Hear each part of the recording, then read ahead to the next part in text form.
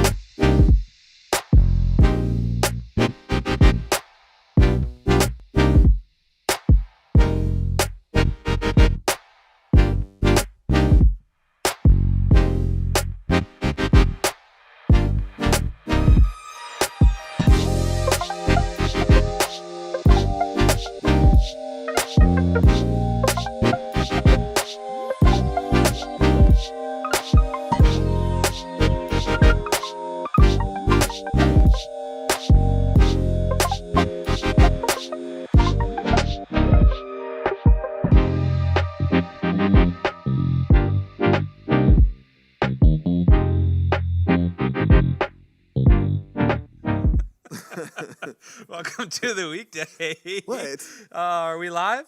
Are we live? Okay, cool. We got the all clear from Austin Slade. Hey, everybody online. If you're joining us live on this here Tuesday, or if you're watching this after the fact on a Wednesday. I'm going to share this right now on my Facebook. Thanks, Mike. I actually shared it already, so I beat did? you to it. Yeah, Wow. I tagged you in it too. You did? Yeah, it's cool. Hey, if you are watching live on Facebook or YouTube right now, jump into the comments and just let us know. See, you just found it, didn't you? I did. Yeah, cool. I was just telling Mike that I just switched password managers, and it's been a big ordeal because it's been a whole thing. There's been a lot of data being switched around. So let me know your favorite password manager in the comments below. Don't. Yeah, please don't. Don't do that. And please don't use the same password for every single thing on the internet. What about 1, 2, 3, 4? 1, 2, Spaceballs. Yeah, no.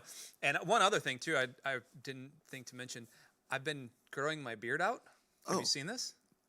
I have now.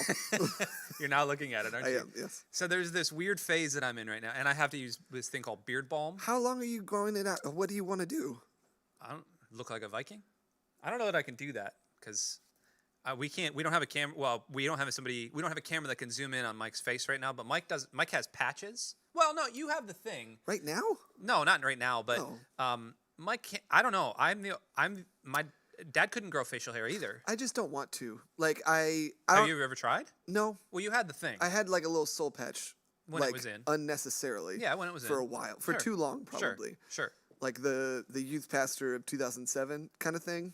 Keep going. Yeah. Keep going. This is great. This is great content. And no, it gets itchy after a little bit. Yeah, but you got to get through that Yeah, phase. I don't want to. What? I don't want to pass. I don't want to get past it. You don't. Yeah, you don't want to acquire the taste. Yeah. It's like when people say, "Oh man, coffee, Yeah, it's an right. acquired I taste." was Like, well, nah, I don't maybe wanna work to maybe taste yeah, something. I mean, I like coffee though. Well, That's the I do problem. too now. Yeah. Yeah. It's like I don't know, tonic or something. Like I don't Just- want to like tonic water. It's just getting older. That's what it is. Your experiences in life get dulled. You like what you like. Yeah, it just gets dulled to I- the point of just like I understand. this is what's happening right now. I don't know. I don't know. I was talking about my beard thing. Yeah. And Oh, all right, your beard. Okay, yeah, that's yeah. where we are. But so this is 2 weeks in, Okay. and I noticed when I took my mask off right before the show, Right. it pulled on some of the hair, and I went, "Ooh, that's Weird. it didn't used to be that long right here." Yeah. So if you got any beard tips, let me know in the comments below too. I do know it's weird. You have to, and this comes from my wife being a hairdresser, so I guess I picked this up. You have to trim the hair to make it grow better. Interesting. Did you know that? No, but that makes sense though, because sometimes guys who grow beards, it just looks really thin and wiry, and because Yeah. they think that like I need to get through this and grow it. Johnny Depp. Shout out to Johnny Depp. Living in I know- Paris. I know you're Living listening to Living this. his best life in Paris. You and your dog. Congratulations. We're big fans. Big fan. I like that Pirates of the Caribbean. Yeah. I did like Edward Scissorhands too. Okay, so that's not what we wanted to talk about today. Did you know that Edward Scissorhands was shot right around the corner? Of Bayhope? Yeah, like in a neighborhood in Land O'Lakes, in Zach's neighborhood actually. No way. They shot. Yeah. Do they have like the house memorialized? I don't know. He told me that a couple weeks ago and then just moved on like it was not a big deal. That's I a said, huge wait, deal. wait a second. That was a formative movie for some of us. That was a movie Yeah. that was shot there. it was in the Austin, early have you ever 90s. seen Edward Scissorhands? Okay. Well, It's he's a okay. millennial. Well, he's not even millennial. He's Gen Z. It's okay. Yeah. It's cool. It's a movie. He shaves things. Yep. It's kind of dark. Anyway, what's not dark is segue. What's not dark is what we wanted to actually talk about today here on the weekday. If you've been around with us at Bayhope for maybe the last, let's say, 2 months, 3 months ish. Sure. 3 months. So Mike is our worship director, and Mike has an incredibly creative brain. Wow. And an incredibly creative team. I mean, you're technically Yes. part of the creative team. Team is yes. But Of which you happen in on occasion. sometimes, Yeah. but I don't have the creativity that you have Okay. in terms of music and in terms of all of that. And so That's right. But that's fine. we have okay, thank you. This is a mutual admiration Yeah, society. like, You want to just see? Do you you want to pat my back? I was say, do you want to fish as I fish? Do you want to? Yeah, cool. I would never be as good as you at athletics, Mike. I mean, the beard hair that you grow is much better than anything I could ever attempt. I mean, honestly, though, your hairstyle is Yeah. so much better than what I I mean, have going you on. make bald look cool.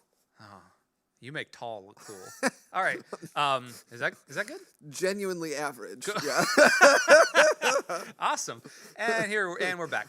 Anyway, here at Bayhope, our creative team, especially and Mike as the leader, they release a lot of original music. And so we talked about this back before Christmas as we ran through the Christmas EP. Now that music, the source material was not original. Obviously, it was Christmas carols that we've all known and loved. I remember that. And then and then you lived that.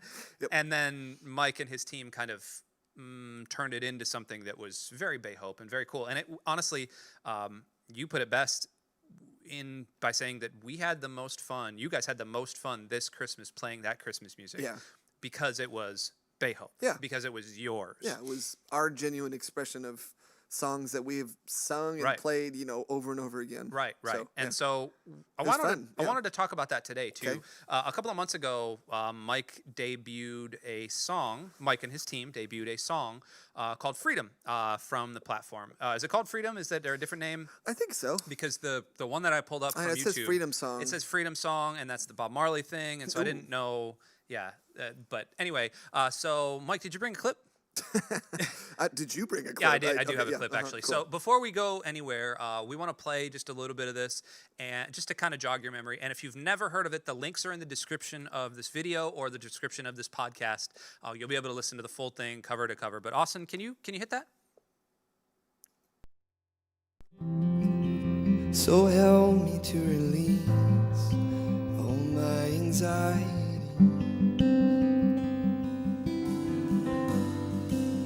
Oh, we receive your freedom. God, release your kingdom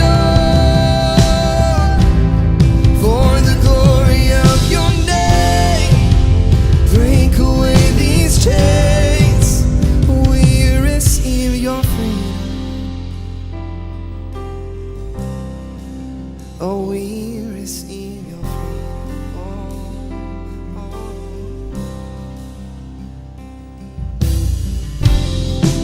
So teach me what is simple,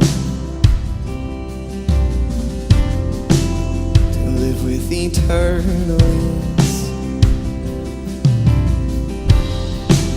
I'm giving you my chance, so you will set me free.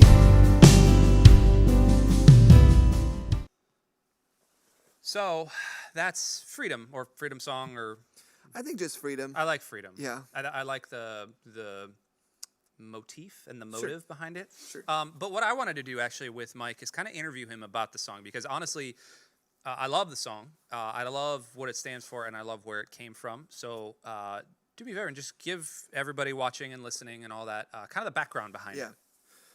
It's funny, like going through the songwriting process. I haven't written like a ton of songs.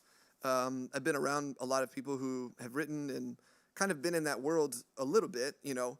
But it's weird to see kind of how like songs form after a while and the different, you know, avenues they take. And so, I mean, it's actually really cool. I started this song at our staff retreat, which was a year ago next week. Which is crazy. Yeah. The world had not blown up yet. Yeah, well, it's on the verge of blowing up.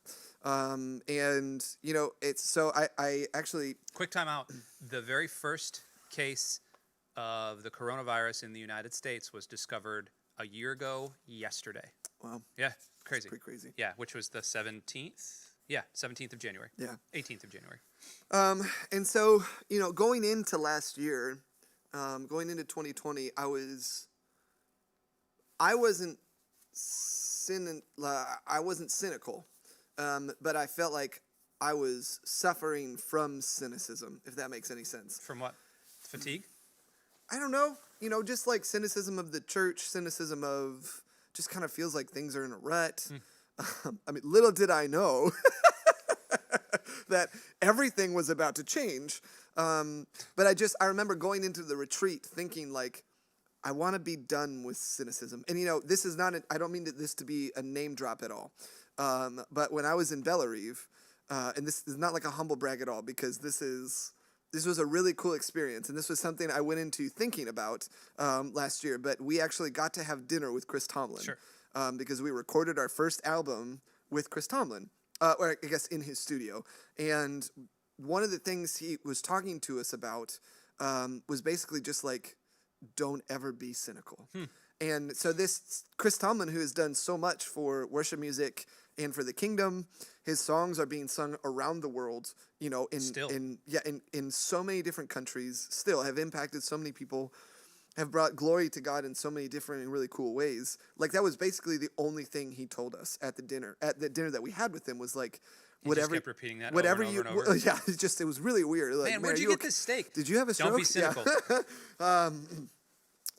But so like that, it really has stuck with me for a really long time. And I think, you know, like I have a tendency though to be cynical or to be just kind of like, I don't know, get really calloused with stuff, and not in like a way that is, I don't know, super detrimental to the people around me, but I feel it in my heart. You know, I feel like when my heart starts to get calloused over. And so I went into the staff retreat thinking about that. And so right after the first session, like Matthew got up and spoke and does what Matthew does and just like Made completely us feel awesome and fired us up. Well, and just, you know, like really put how we were supposed to be feeling, what we were supposed to do as a church in like this really cool light. Yeah. And I just remember writing down, like these things that like really spoke to me during the session. And I was just like, so I just said, is this what, so he was talking about leading out of gratefulness. And I was like, is this the antidote to my cynicism? Is this the cure to my broken heart? And then so I just started, whom have I but you, and all is gone. When all leaves, I'm left. So wash away my anger, yada yada, cleanse me of the fear of my control, and hold me close. And so even right here, like these words that are in freedom, like are really starting to take form, and just like me just writing, it's not about being right. He does all things well. And then at the very bottom, one of the last things that I wrote, that's one of the things that really got me from the retreat, was just when you're talking about Jesus, like he does all things well. And that was just really cool. But at the very bottom, I wrote, give rest to my rebellion, humble my soul. And I remember like writing those words and feeling like physically shaken by that. Just like, holy cow. And so in between the first and the second session, I went to the piano in the sanctuary at Clearwater United Methodist, which is where we were. And I just sat down and I played that beginning piano part, doom, boom, doom, doom, doom. And I just said, give rest to my rebellion, humble my soul, cleanse me of the fear of what I can't control. And I was like, oh. I got something. And it just like, it felt so like honest to what I was trying to like will my soul to do, which is like, I gotta leave. Did you know John Michael and I were in there when you were doing that? No. Oh yeah, because I was in the back, and then John Michael was on the other side. Yeah. Behind you, so the piano was facing like towards the wall. Yeah. And I was back in the back sitting there, and John Michael was like on the back other corner sitting there too. I did not know That piano sounded amazing. Yeah, it was super cool in the room. It just, felt really cool. But I was like, all right, well, like that's just from like a songwriting perspective. I was like, okay, that's something. And then, it's really cool. Like I'm going back and looking in my journals because I knew that we were talking about this. And before, so January 6th, which is really funny because that's when all this stuff happened at the Capitol this year. A year ago from that day, I just wrote, Something's going to happen to the Capitol. Well, no, I just wrote, it's on the back of the Constitution. Nick Cage showed up and went, whoa. Yeah, no. I'm not trying to make light of that, but I'm making light of National Treasure and Nicolas Cage, which I think we're all okay. We're all okay with that. Please Yeah. do that. Guys. But so even before, I read that, what I wrote in the, during the staff retreat, and then I opened up my other notebook thinking that this is what it was, but this is actually before. This was 2 weeks before, and it just said, life is hard, but your yoke is easy. Our responsibilities are difficult, and your burden is light. As I enter into this year full of enthusiasm and creativity, would you teach me of your goodness and mercy that follow me all the days of my life? Help me to approach each day patiently, expectantly, embracing all that this life has to offer with kindness and grace. So easy is your freedom, and so enticing are my loosened chains. Allow me, lead me, welcome me to your unforced rhythms of grace as I slow down long enough to breathe in that which you humbled yourself and died for. And so, like, I think even going into me writing that one verse as, like, that first prayer that I had in it, like, I had in my mind, like, this idea of freedom. And, just real quick, and then at the retreat, too, that we read from Galatians 4, which is about inheritance, but it's also about slavery. It says when we live, and then I wrote down, when we live in slavery, we are taking the inheritance of a slave, which is nothing. We are denied an impactful legacy and minimizing our ability to provide for the generations ahead. When we accept our roles as sons and daughters, true heirs of the King, our slavery and chains are thrown off, and the inheritance of a creator of the universe, the one who is repairing, restoring, and renewing, is ours. The one whose currency is love and marked by sacrifice and generosity is ours. We are given that, an inheritance. And so like this idea of an inheritance and a slave, and I was just like, man, like all of these things were sort of like convalescing or whatever. Yeah, that's good. So it's real. So again, like what I'm saying, I know in a long arc, it's weird to think about where a song starts and kind of where it ends. And it is like, I haven't gone back and read this until today, all this stuff, because I probably didn't finish that song until May. And then all this stuff happened with George Floyd and everything. And I was like, man, like this is actually really great for what we're going through with Common Ground, or what we want to do. And it felt like over this past year, like time and time again, and then even, leading up to a week and a half ago or whatever, 2 weeks ago, just feel like, man, I just feel like there's something about what's happening in this song, or like what I'm trying to say, which I don't even fully think that I've been able to like fully clarify or define through the song, but I still feel like there's something that's really prescient there that like we as a people can like pray together. So what? Go back to May then. So you finished it in May. Yeah. End of May, beginning of June-ish, right Yeah. around, right around the time of George Floyd. Yeah. Kristen's calling. No, it's that's not. Usually. Yeah. But so in terms of like, let's go to the nuts and bolts, the refining process of it. When did you say like, this is done? Yeah. Was that in May, or was that like when you had to get it ready for Common Ground, which was the end of August, middle of August? I think the hardest time I had was writing the chorus. Okay. And then it was the bridge. So I finally wrote the chorus. I was like, great. I still need one more verse and then the bridge too. But yeah, I mean, it was probably like, it was before the George Floyd stuff happened. Okay. So it was probably done in like the end of May, but Okay. like a week before the George Floyd stuff happened. Okay, so then you got it ready. Really, the first time you had to put a chart to it was Yeah. Common Ground. Mhm, And yeah. by what I mean by putting a chart to it is actually, usually songs just live in a head or in a journal or something like Yeah. that, and then you have to chart it out, put the produce words them, down. yeah, You have to put the words down and the chords down, or whatever notes you want to put down for Yeah. your musicians.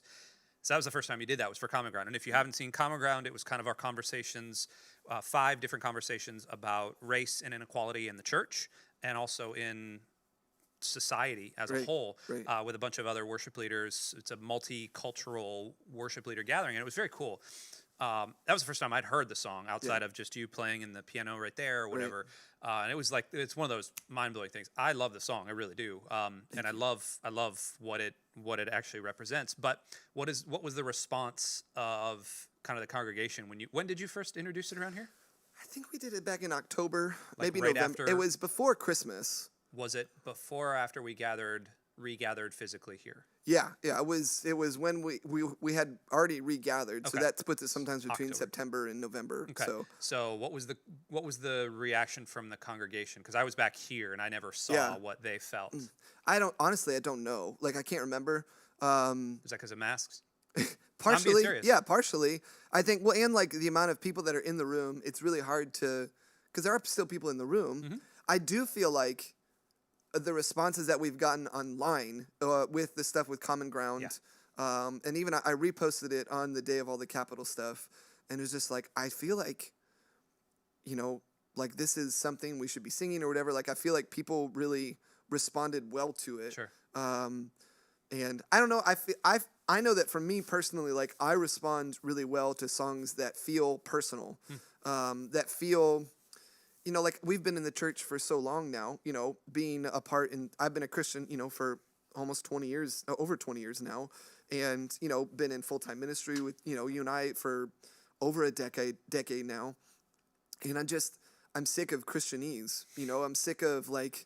I don't want to hear the same phrases that other people say or that we've heard before. And so like and I'm not saying that I did this particularly well. I just like what I want to try to do is try and like remove all that to maybe make it like really personal to us as a people so that it can feel like it can come from a genuine place from everybody. And so, but I do feel like we got pretty close to that. We tried to encapsulate that a little bit. Yeah. Is this one of those ones that you took to somebody else and said, "Hey, help me whittle this down, help me refine this a little bit," or was it kind of just you and a piano? The chorus like pretty much came with myself. In those first 2 verses, I came up by myself. But then the verses after that first chorus, I had conversations with Stephen and Whitney about it, and just like, how do I say what I'm trying to say? How do we say what we're trying to say? And because that's really difficult thing is to try and like like songwriting is such a weird thing because you have a certain amount of syllables and you have a melody, and like you don't just want to like word vomit, sentences either. Like it does need to be like a little bit of poetry to it, but like you also want to try and make sure people can understand it, and so that like so teach me what is simple to love with eternal ease. I'm giving you my checklist. So you can set me free. Yeah. So that came from the book Ruthless Elimination of Hurry. Like that whole idea of, like Jesus his yoke is easy, basically. And it never seemed hard for him to love. And there's something eternally freeing about that, obviously. But then it's that next verse. Like Stephen actually probably said something that was really cool, and I can't remember what it was. But I remember the three of us talking and just really talking about whatever like how do we continue on with this, and to say something more, to say something different without repeating ourselves and all that kind of stuff. Last question for me, and this is kind of go with me for a second on this. Okay. It technically doesn't have to do with the song, but realistically writing songs overall. So I like doing this. I like finding. I'm a big kind of behind the scenes writing process type of nerd. Sure. How is it, or what does it feel like when you get to do that in your job, like as part of your paid vocational ministry? Yeah. You get paid to write songs like this. Like what is that feeling for you? I don't know. Okay.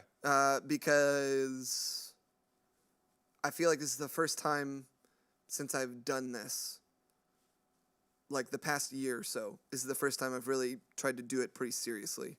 And so like, we have a plan over this year to like really be super intentional about what does it look like. Well, and even before COVID happened, like you had that, so he had this songwriting group that was getting together Right, every yeah, Wednesday yeah, night, and that kind of, I would say that was the genesis of it. Yeah. And then COVID happened, and we So couldn't it's do been about Wednesday a nights. year of, because we started that January of last year, and it went until like March.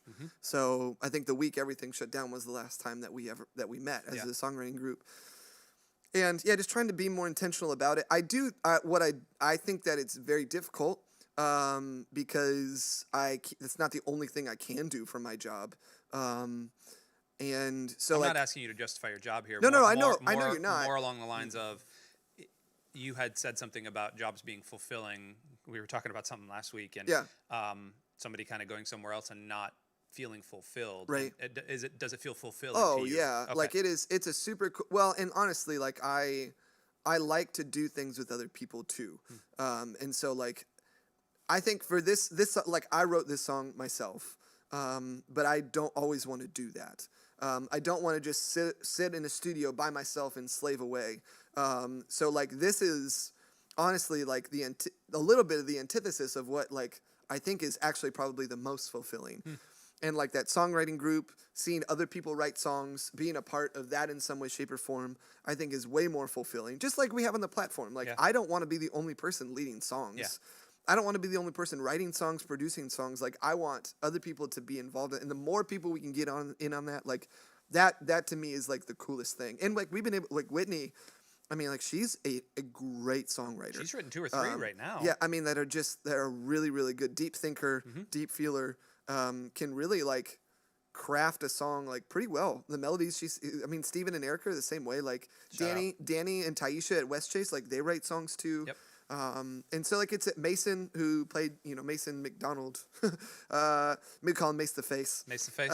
Who's just, he has written songs before, he was a part of that group. So like we have people on our team who actually do that too. And so like ultimately it's going to be, the goal is to get as many people in on that as possible. Well, and this is a little bit of an aside here too. We should probably wrap up. I could talk Yeah. all day about this, but once you get a team, once you get momentum, it's going to attract more momentum. Yeah. So like Danny and Taisha, they weren't here at the beginning of all of it, but you started doing stuff, and then you kind of gathered 1 or 2 people on the team, and then more people joined the team, and then that got more people on the team. Yeah. That's a very creative team thing. Yeah. Well, and like I think God's kingdom is more about multiplication than it is about addition. Yeah, agreed. And so like that's a really cool thing. Like we can leverage that as a worship team for the glory of God.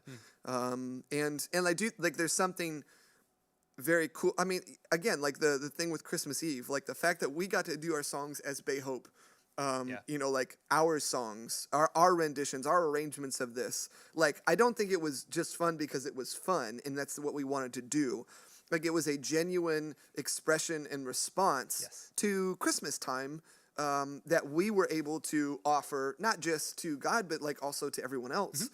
So that we can all sort of be in on that. Like, would you say it was your Christmas gift to everybody? Those and I got some really nice shoes. Yeah. Some Christmas shoes. Yeah. Oh, Mary, did you know?